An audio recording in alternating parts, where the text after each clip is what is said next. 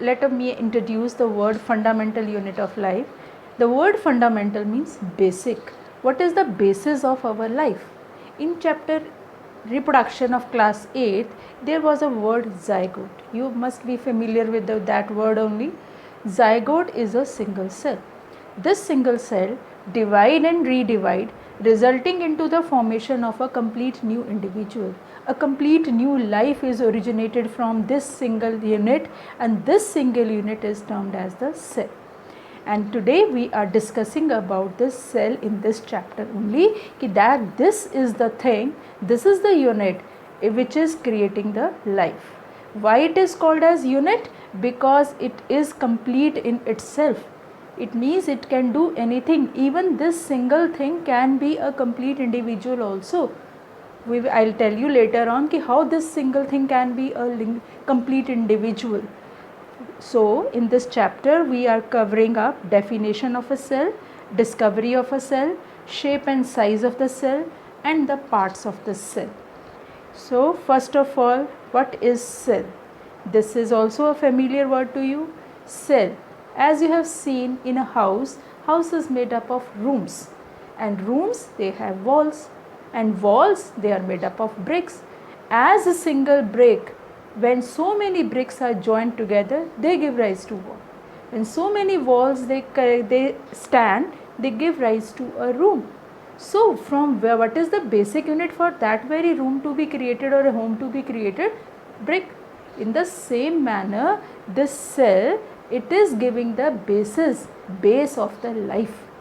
So you might be correlating the two things. So many cells togetherly give rise to this individual. The cell is a structural and functional unit of life. Clear? So discovery of a cell. The credit for the discovery of the cell goes to Robert Hooke. This also you have studied earlier. In his own created microscope, he saw the slice of a cork. Slice means a small piece, a peel of the cork he saw in that very invented microscope. And he saw that these things, cork, look like the hexagonal structures. So many hexagonal structures, they were collectively placed in that very slide. So it looked like the honeycomb. Honeycomb, you might be aware about that word. It looked like the honeycomb or the small compartments. That is why he named it as a cellula, or you can call it as a cell. This cell, but it was discovered by Robert Hooke from a dead part. Cork is a dead part, you have studied in chapter tissues also. Later on, this ignite the process for the discovery of other parts of the cell in the different scientists also. Many scientists came in this field and started working on discovery. This very incident of discovery of the cell by Robert Hooke, it was very small incident, but it was very significant in the history of the science, because by this one come to know that the living things are also made up of very smaller units. These living things made up of smaller units, but they are these similar units, they togetherly give rise to complete big individual, a big human being, a big cell, a big plant. Means anything you can say, these togetherly collectively give rise to this one. So this was regarding the discovery of the cell. Now next is shape and size of the cell. Now we are doing about the characteristics of the cell. As I told you that this single cell, it is very significant because it is to give rise to complete life of an individual, and sometimes this is a complete life also. Let us see how this complete cell can be a complete organism also. If the organism is made up of only and only single cell, that is called as unicellular organism. And if this cell divide and redivide to form large number of the cells to form a complete body, then this is called as the multicellular organism. Understood? If one cell is there and it is acting as an organism, so this is unicellular. If many cells are there in the body, so it is a multicellular organism. Example of the unicellular organism is amoeba. You know about the shape of the amoeba, you know about the shape of the paramecium. These all are the single celled individuals. This single cell is a complete organism. It means it is performing all its life activities within this cell. This cell is to digest, it is to breathe, it is to respire, it is to remove the waste product, it is to move also. Everything is done by this single cell. But in this complete individual, which is a multicellular organism, think about that, there is a separate place for breathing, separate place for the movement, and separate place for removing the waste product out of the body. It means if we write the differences between the two, one difference of unicellular and multicellular goes to that in unicellular one cell perform all the functions, but in the multicellular work is divided. Somewhere is to perform walking, somewhere is to perform the breathing, and somewhere is to eating. So work is divided in between that, and here one cell perform all the functions. Example amoeba, example human being, example plant also. Next thing about the shape of the cell. Different shapes are there for the cell also. This you have also studied. For example, shape and size of the cell. Here you can see different shapes of the cells which are present in our body. First is the shape of WBC, which is irregular or amoeboid in the shape. Second is RBC, red blood cell. It is spherical in the shape. Third, it is a nerve cell, which is a elongated, very long cell in our body. This is the muscle cell you have studied in chapter tissue, which is a spindle shape, and this is the fat cell, which is a very big lobule which is there. The different shapes of the cells which are present in the body, there is a reason behind that. The shape is according to the function they are to perform. Let me explain you. First is WBC. It is irregular in shape. You have studied in 8th class. There is a reason that so that it can squeeze to each and every corner of your body. Because of this shape it can go there. RBC, it is spherical in the shape. Again there is a reason behind that. The reason is that because it is having a hemoglobin, and this hemoglobin is to carry the oxygen inside our body. So to accommodate more and more amount of oxygen inside of that, it is spherical. Nerve cell, it is very long. There is again a reason, so that it can collect the information from very far off area and transmit very quickly to the brain or to the nervous system. Again, now fat, very big space is there in that very fat cell, so that the fats can be accommodated or stored here in this cell. Muscle cell, it is spindle shape. Again there is a reason, so that it can contract and relax easily. So shape is according to the function they are to perform. Next is about the size. The size of the cell can be very small to a very big size. The smallest size goes to micrometer, and this is you have studied in 8th class also. Bacteria, it is micrometer, and the largest cell goes to ostrich, which is 17 centimeter to means 17 centimeter in the length and 13 centimeter in the diameter. So smallest also and the largest also size varies, and the shape also varies, and shape is according to the function they are to perform. Next is we are doing the parts of the cell. As I told you, a cell is called as a basic unit of life because it is performing all the life functions which we are required. For example, it is taking the food, it is removing the waste product, it is breathing also, it is producing the energy also. So it means it has all the things which is credited to the cell. It means there is no mixing up of the functions inside of that. There is a reason behind that, because there is a division of labor inside the cell. How this division of labor? Because different components are present in the cell which are performing their duty.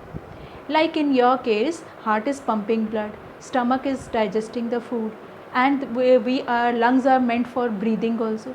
So similar way, the cell is having a different component which is helping it to perform all its duty, and these components are called as the cell organelles, and these cell organelles are performing work and helping the cell to keep alive.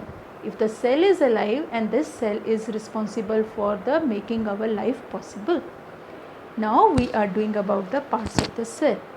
Where these organelles are present, we are doing about that. Parts of cell. Generally major three parts are there in a cell. One is plasma membrane, second is nucleus, and third it is the cytoplasm. One by one, plasma membrane. This is the outermost cover of a cell. Plasma word has come from the word cytoplasm. Plasm is liquid. The liquid which is there of a cell, and a cover for that very liquid is plasma membrane, or a cell membrane means cover of a cell, or it is also known as semi-permeable membrane. Clear? The reason I will tell you later on. These any name you can use: plasma membrane, cell membrane, semi-permeable membrane. And this membrane is made up of two substances. One is lipid, or you can call it as a fats, and second is called as the protein. So this layer is made up of fats and proteins, or lipids and the proteins. This layer, it is performing many functions in the cell. Because I told you one name is semi-permeable. Semi means selective, or you can call it as a selective permeable. Or permeable word has come from the permit. It means it permit or allows only some or selective materials to cross through it. Very selective things can go inside, or very selective things can move outside of that. This is the major function of this very plasma membrane. Sometime a question is being asked, why it is called as selectively permeable membrane. So what answer you will be writing? It allows only selective things to move in or to move out of that very cell. Second thing, it gives the shape of the cell. The way it is laid, it is giving the shape. And third, it is separating one cell from the another. Jaise this is a limiting membrane for one cell, another for another cell, another for another cell. So one cell is separated from the other with the help of this very membrane. This was regarding the function. Now in your syllabus, one function is in detail. If it is allowing or permitting very selective things to pass through it, so how it is possible to allow such type of the things? It is possible by means of two major processes. One is called as osmosis, and second is called as diffusion. These two words you have studied in your chemistry also, and definition you should know about these two words. Almost definition is same. Diffusion, it is movement from high concentration to low, high amount to low amount. For example, a person is standing with a perfume applied on his body. Immediately the last child of sitting in a one corner in the classroom can guess that the smell is coming. How it is possible? The molecules of the perfume has travelled from the person who has applied it to that very corner.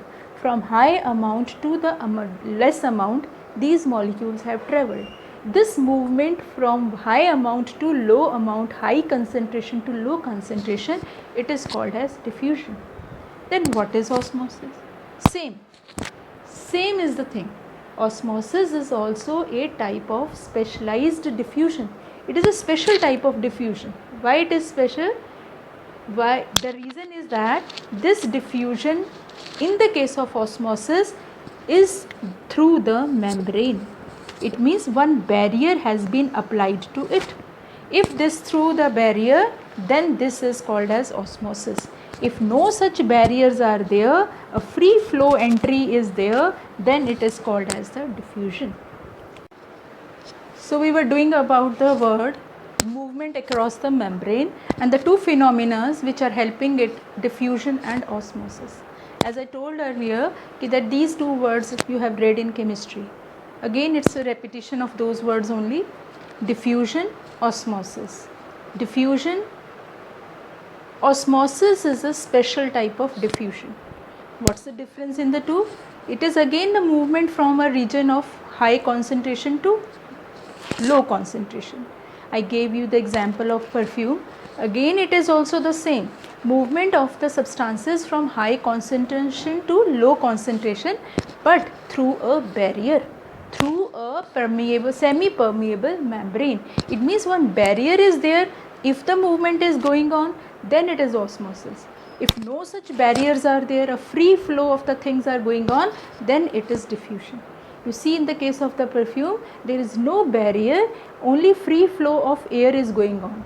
If somebody has ignited agarbatti, very easily you can smell that your neighbor has burned that one, and that agarbatti you can smell it from very far off. There is a free flow of the air which is going on, and this free flow of air, it is the diffusion.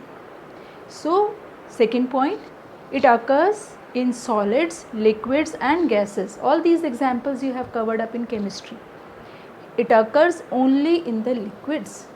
Only liquids show the process of osmosis, not solid, not gases, etc. Number 3, there is a free flow of molecule, just now I told you, and no membrane is required in that case. No barriers are there. But here it is there is a presence of barrier. It's not a free flow of the molecules. And you can see all these phenomena occurring in the bio also. Bio means in the living world also. For example, the water is there in the soil. Roots take that very water. Now name the process by which it is taking up that water. Osmosis. Through the osmosis, the water from the soil enters into the root. Through the process of osmosis, that the food is traveling within the plant. From the leaf it is transported to all the parts of the plant, osmosis. In your case also, if you see that the oxygen is there in the lungs, from the lungs it passes to the blood. How? Osmosis. So all these phenomena, they are occurring in the life, in the living organisms, and this is a osmosis in our daily life, in our body. Now next is osmosis. One more very important point is that osmosis is influenced by the presence of solute particles. Again a very different type of a statement. For that you must be familiar about the word solute. I think you have done in chemistry also. Solution. It is a mixture of two or more things. It is a solution which is made by solute and solvent. Done. Solvent in which the things are to mix. Like water is a solvent in which the things are to mix. And the thing which is mixed is called as solute.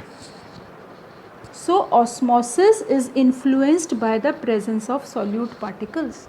It means what type of solute particle, how much amount of the solute particle which we are taking, they are influencing the process of osmosis. And osmosis is related to plasma membrane, because plasma membrane allows the things to pass by the process of osmosis. How the things are passing, how many things are passing, how much the things are passing, it depends upon the presence of solute particles. This I will explain you a little elaborative way. For that we are talking about the 3 types of solution. One is hypertonic solution. Second is hypotonic solution. And third, it is called as the isotonic solution.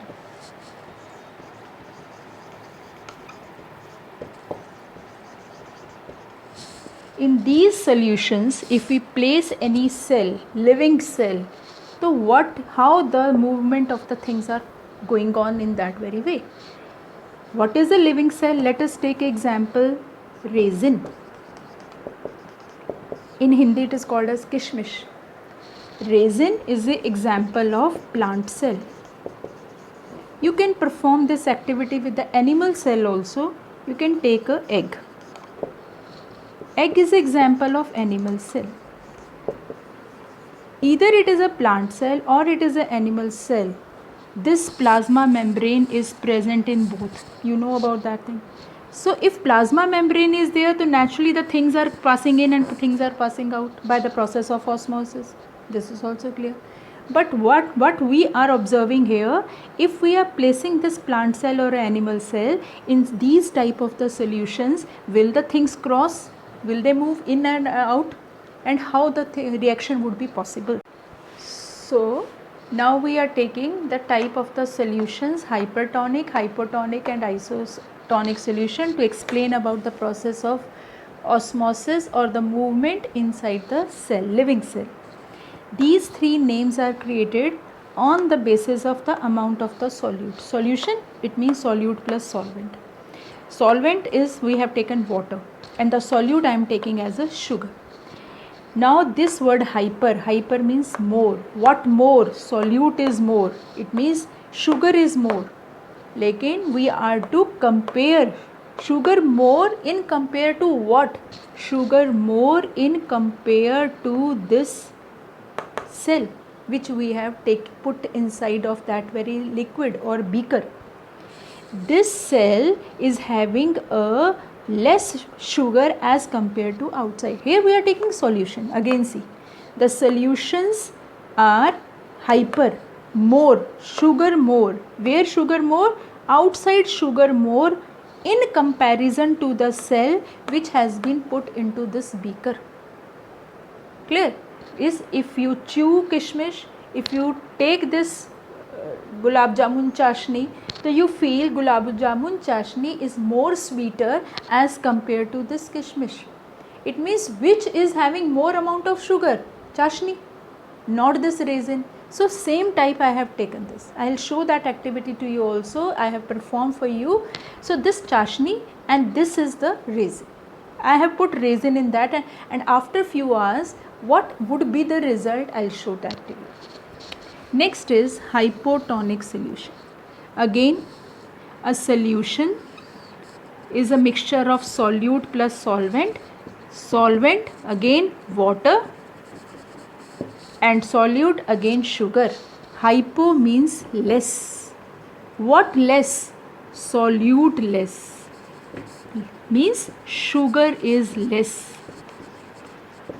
Less in comparison to. Less in comparison to this raisin. It means raisin sugar is more, but this water sugar is less. If you taste this, this should be more sweeter as compared to this. Such solutions are called as hypotonic solutions.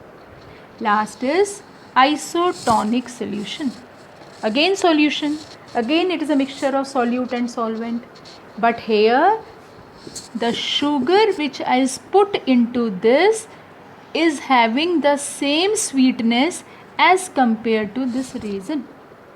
Now we are to see the result after few hours. And after few hours I will show you what will happen to all these cases. Look beta, these are the two cases which I told you in the video about the hypertonic and hypotonic solution. See what happened to the size of the raisin. You can see here they are swollen. You can see here, is the size same? No, I feel the size has shrunken. Now you can guess the two type of the solutions as hypotonic and hypertonic. Here this is the result of hypotonic solution, and this is the result of hypertonic solution, in which the amount of the sugar was more outside. In this the amount of the sugar was less than this raisin outside. So this is the result. And in isotonic I told you the situation remains the same. The size of raisin remains the same. See, just now I show you that in kishmish or raisins, compared the size of the two which I just showed to you, that in one case it was swollen, big in size, and in another case it was small or shrunken in the size. See the reason behind that. The one is hypertonic solution, which was I was having a chashni, gulab jamun chashni or a sugar solution, which is having a very high amount of sugar as compared to raisin. If sugar was more here, it means sugar was less. If sugar was less but water was more, compare of the two, and water will travel from, as per osmosis, high concentration to low concentration. So water has traveled from resin, inside of resin to outside. If it has moved from outside, the water has been lost from this resin. The result is the resin has shrunk in the size. It has squeezed. Got it? So this was the osmosis phenomena which I just explained you, that water has traveled from high amount to low amount. When water moves out, it leads to shrink size. Same experiment you can perform with the egg also. You can do with the resin also. I will now explain. So one case I showed you that their resin was swollen up. What's the reason behind that? That was the case of hypotonic solution. I told you the definition of hypo. Hypo means more. What more? Water was more outside as compared to resin. If water was high outside but sugar was less compared to inside. Inside sugar was more, water was less. So as per osmosis, the things that travel, water travel from high amount to low amount. High amount to low amount. It means water has started moving to inside. If water has started moving to inside of that resin, the result is swollen case of the resin. And this is in the case of hypotonic solution. More molecules of water, they will travel in by the osmosis. Third was the case of isotonic solution. As I told you, in the case of isotonic solution, the amount of sugar and water outside and inside was same. Sugar and water ratio outside and inside was same. If it was same, the water molecules going in and going out, they are equal. Number of molecules entering in, number of molecules moving out are the same. And the result is that there is no change in the size of resin. Because there is equal movement. 10 if entering, 10 are moving out. And there is no change in the size of that very resin occurs.